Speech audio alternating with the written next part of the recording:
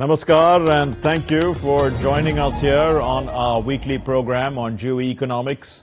Now, after 21 rounds of negotiations, India and the four-nation European Free Trade Association reached a trade and economic partnership on the 10th of March.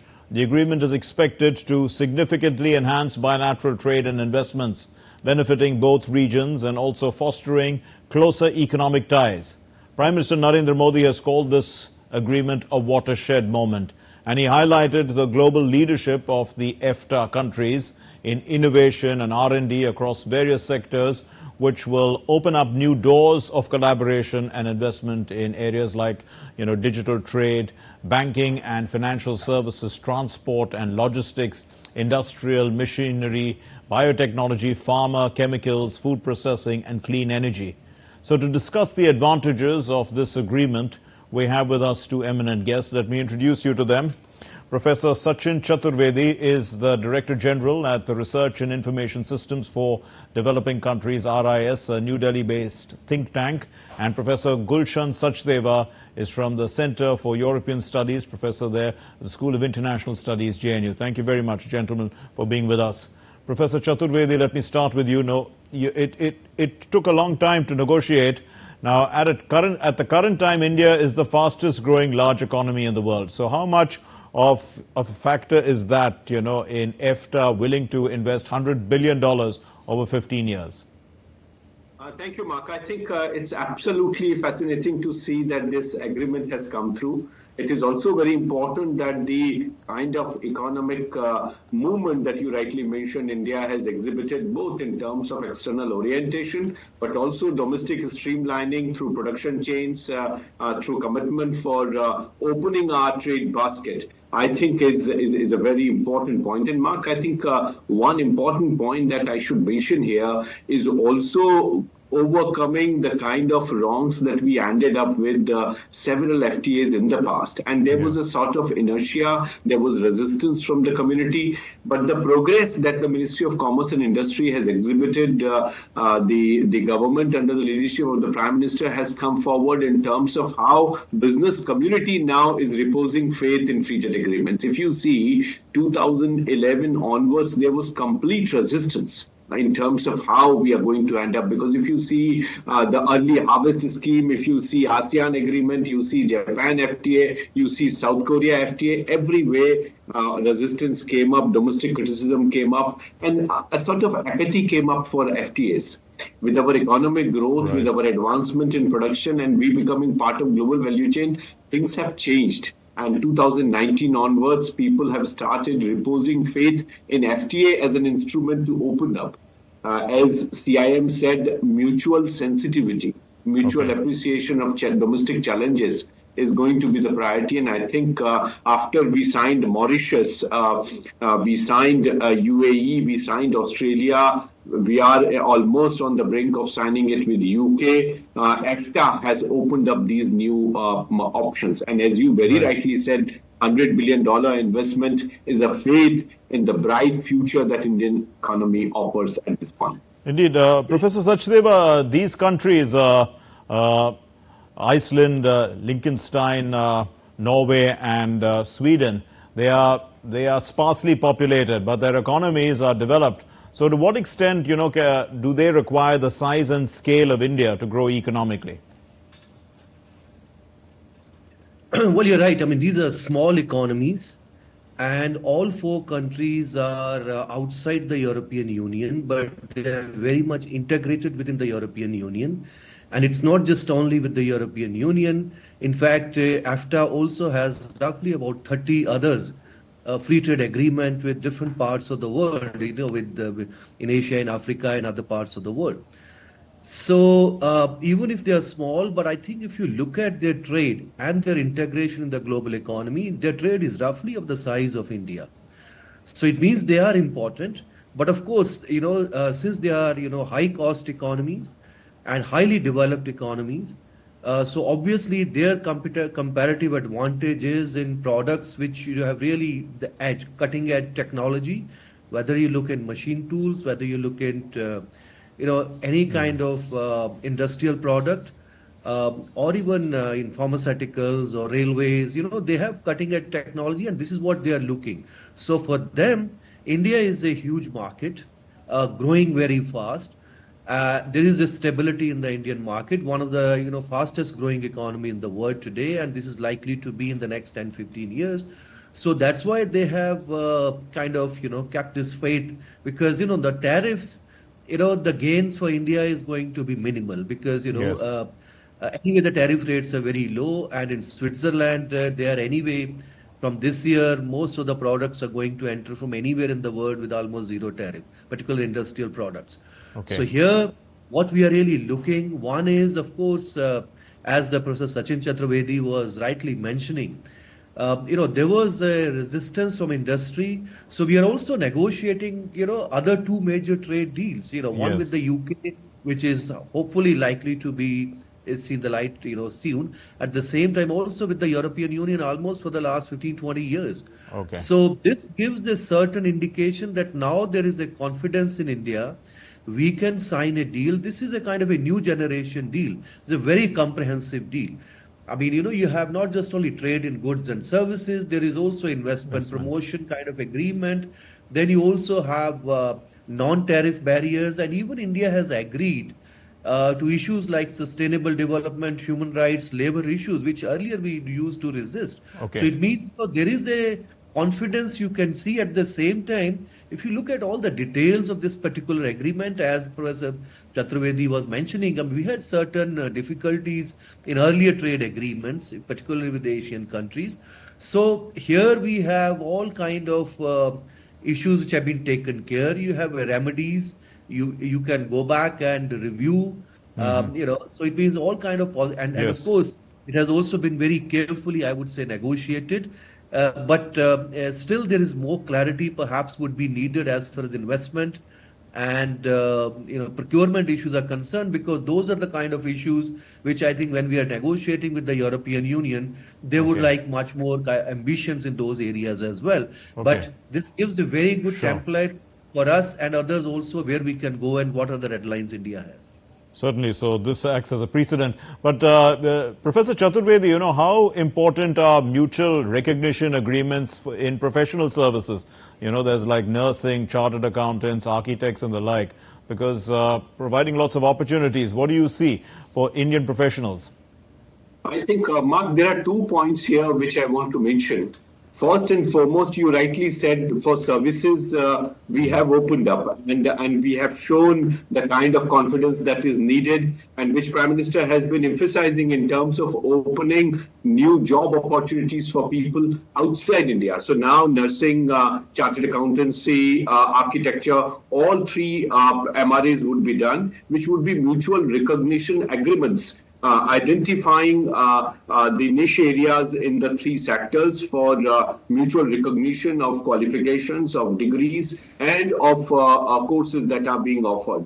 And this would open up the services sector export, if you see, both under Mode 1, Mode 3, and Mode 4. All the three would be there. Mode 4, as you know, is for temporary movement of people. The Mode 1 is for digital, and Mode 3 Yes. is for people who are covered in these areas. So you find a sort of dimension that is important in the services sector that has been opened up, as the bullet on the screen was showing. In the intellectual property rights, we have kept it at par with the TRIPS commitment. Yes. That is there. So if you see the 14 chapter agreement, you find that India has gone, as Professor Gulshan Sachdeva very rightly mentioned, India has gone beyond the comfort zone to accommodate. And this is so much evident in the goods agreement. If you see, we were calculating at RIS, and we find that in EFTA, they have covered 92% of tariff lines for EFTA, which Right. covers 99.6% of India's exports.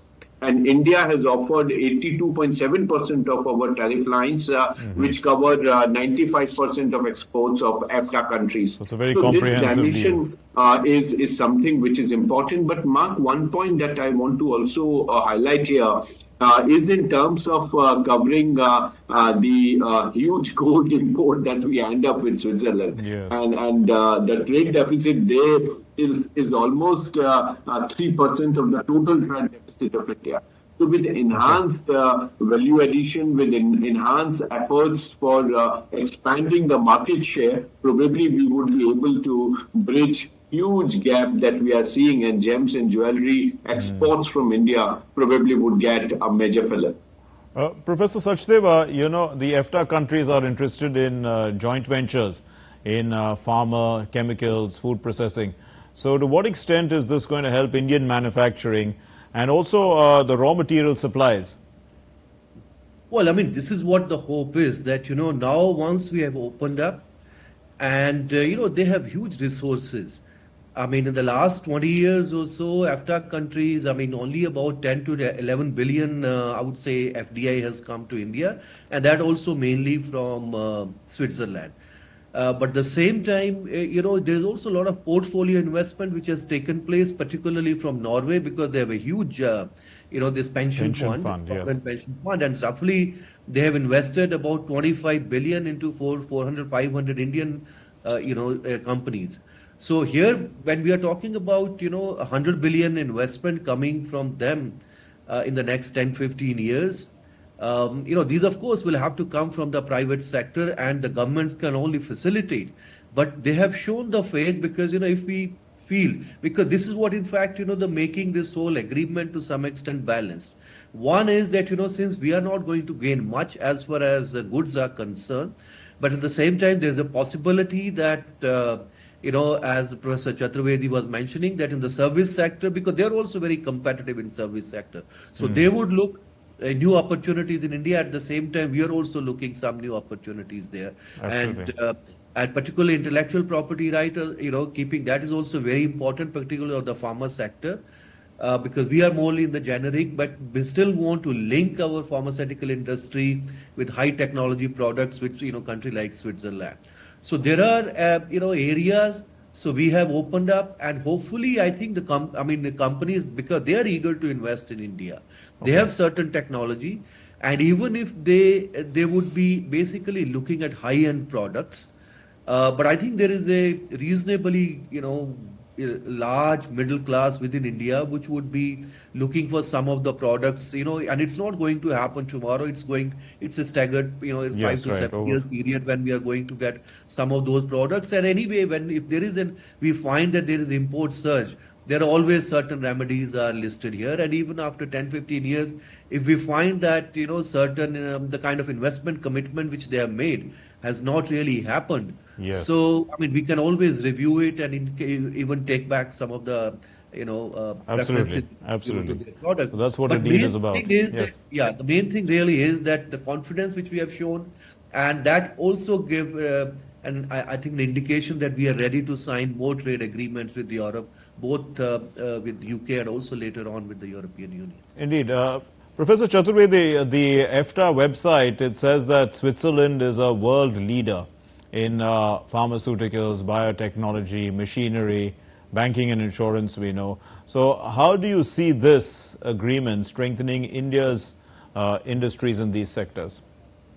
Absolutely right, Mark. If you see, we have been sort of nudging Norway for a partnership and supporting Indian this trajectory that we have, of course, got on in last 10 years of economic growth and faster economic growth. But if you see, in last 20 years, Norway has invested only $280 million in India. And if you see, in last 10 years, Switzerland has invested more than $10 billion. So you can see the confidence an economy like Switzerland is reposing in India's growth. What, of course, we have tried to ensure is that the tariff reduction in India would not be subject to the investment that Switzerland would be making. And Switzerland has agreed for that. They are realizing the huge jump we are seeing in biopharmaceuticals, where India's position has, in a way, expanded in a major way. The AI and semiconductor related electronic investments are getting traction and partnerships are multiplying, which Switzerland has appreciated. The amount of biopharma and biosimilars that we are now producing has gotten. We have also at the same time identified the sensitive sectors and particularly the dairy products, the soya bean, coal, Yes, yes. another sensitive area. Those are So we excluded. have retained the turf that has to be protected, but we at the same time have opened up in the areas where partnership with Switzerland would add more to our competitive advantage. And that I think would be a great possibility for India to go forward. Our idea would be that almost 1 million jobs that is now suggested would be accomplished through this and $100 billion investment. A huge jump from what we are seeing right now, but Switzerland partnership would add much more and much faster. I think if it comes in one district, one product, the sophistication that is needed with the GI tax that we are talking of, I think our domestic development agenda would get a huge impetus, both in terms of the MRAs that we are signing, the technology research that we would do together for product finishing, its shelf life value, its quantitative assessment of the quality. And I think the front line areas which I just mentioned of developing biosimilars, but also biopharma and the contract research organizations that have come up in the whole belt of Hyderabad and Bangalore, Pune. We see now more and more Indore. They are coming up in a major way, and these centers would give a major push to our economies at different levels. Professor Sachdeva, Lincolnstein is specialized in capital-intensive and R&D driven technology products. But it has only a population of about 39,000 people. So how does a country as small as that trade without the fear of being swallowed up? Well, I mean, if you are such a small country, like with 40,000 people, so you have to trade. There is no other way, because smaller countries, in fact, you will always find that they are much more open to trade, because the moment you start producing much more than you can consume, then obviously you are looking for markets outside. So all over the world, you will find the smaller countries are very keen to have a free trade. I mean, if you look at a country like Chile, which is such a small country but willing to sign trade agreement with almost anybody in the world. So it's the big countries which actually are sometimes more protectionist. You look at all large countries, from United States to India to other countries, where we feel that we have enough huge market, so we can even so we have to protect our own market, at the same time our own industry. So smaller countries, in fact, they have a less of a problem as far as I think the free trades are concerned. Okay. And these countries anyway, they specialize in very specific technologies, because they know that unless they do that, I mean, competitive advantage. They cannot really compete with the outside world. Indeed. Professor Chaturvedi, the Icelandic economy benefits from renewable natural resources. It's good with clean energy. So they also have a tax incentive on R&D. So do you see, this influencing the EFTA investments in India, which we have a growing talent pool, in fact, of skilled manpower, isn't it? Absolutely right. And I think individually the countries would see in this $100 billion basket that we are seeing, and you have already identified the sectors like pharmaceuticals, solar and solar panels, our huge program that Prime Minister has already launched. Our dimensions that are needed to be sort of further strengthened, as you rightly said, and Professor Sachdeva emphasized, is in terms of capital market and the products that would come in.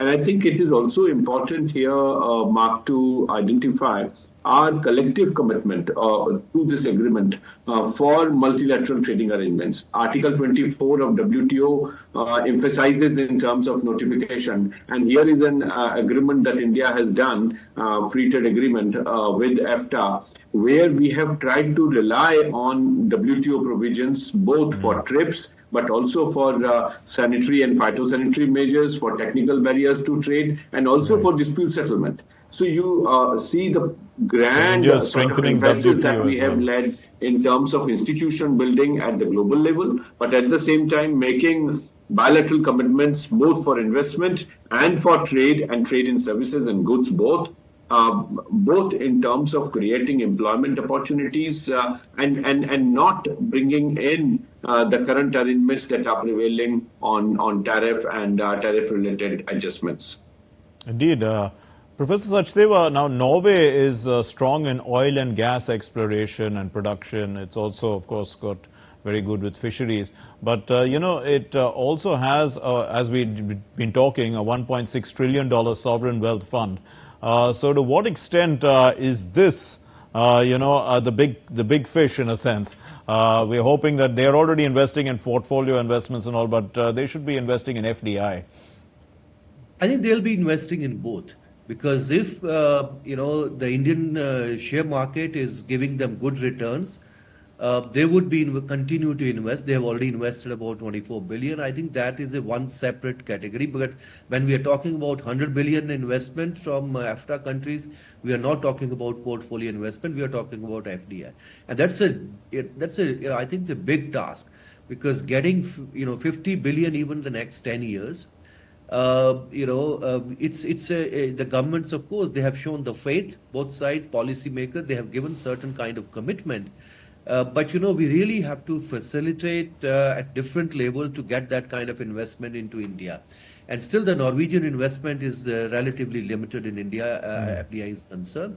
So both these countries, but I would rather look at this agreement, a kind of a framework now India has really prepared for the next couple of major trade agreements which India is going to sign.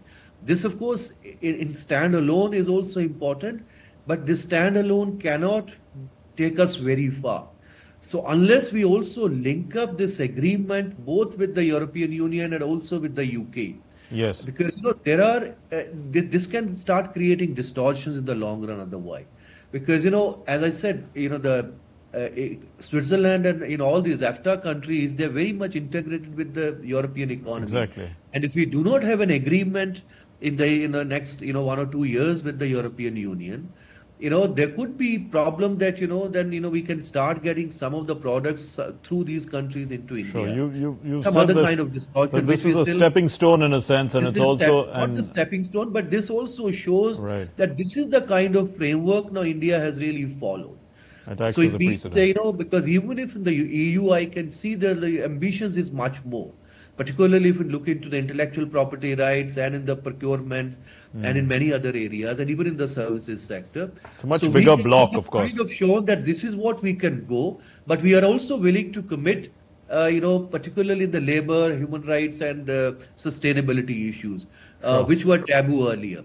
So now it's they also have to realize that Yes. if India they have to get this agreement, this Right. is the kind of framework India has prepared, and one has to really see how impact of that is going to be on the future negotiations.